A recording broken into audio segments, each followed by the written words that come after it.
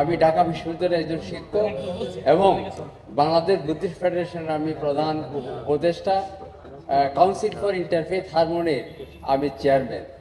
আমি একটি কথা বলতে চাই, আমরা একটা মানবিক রাষ্ট্র চেয়েছিলাম এবং যেটা 5ই আগস্টের পরে সেটা আমরা একটা নতুন বাংলাদেশ গড়ার জন্য যে স্বপ্ন ছিল আমাদের মধ্যে, আমরা সকলেই কিন্তু এই দেশের নাগরিক। আমরা শান্তি সম্প্রীতিতে বসবাস করতে চাই।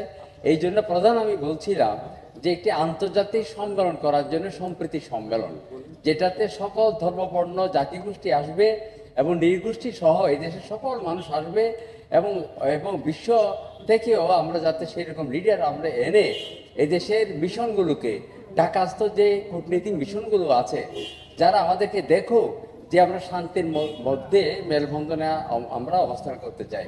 এই জন্য আমার প্রধান বক্তব্য ছিল শান্তি সম্মেলন করে আন্তর্জাতিকভাবে, আন্তর্জাতিক এখানে যে সংস্থাগুলো আছে এবং বিভিন্ন মিশন যেগুলো আছে তারা সহ প্রতিবেশী দেশ সহ বিশ্বের মধ্যে জানুক যে বাংলাদেশ একটি সাম্প্রতিক দেশ।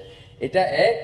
আর দ্বিতীয়ত চেয়েছি আমরা বিভাগে এবং শান্তি সম্মেলন করে বিভাগে আমরা সেটা করতে চেয়েছি এবং আমরা কনফারেন্স করতে চেয়েছি এবং বিশেষ করে আমাদের 4 ধর্মের মধ্যে যাতে আমাদের ঐক্যবন্ধন থাকে, এটা যাতে কখনোই যাতে বিনষ্ট না হয়, আমরা ঐক্যবন্ধনে থাকতে চাই। আবহমানকালে যে সংস্কৃতি, আমরা সেই রকম একটি রাষ্ট্র তৈরি করতে চাই।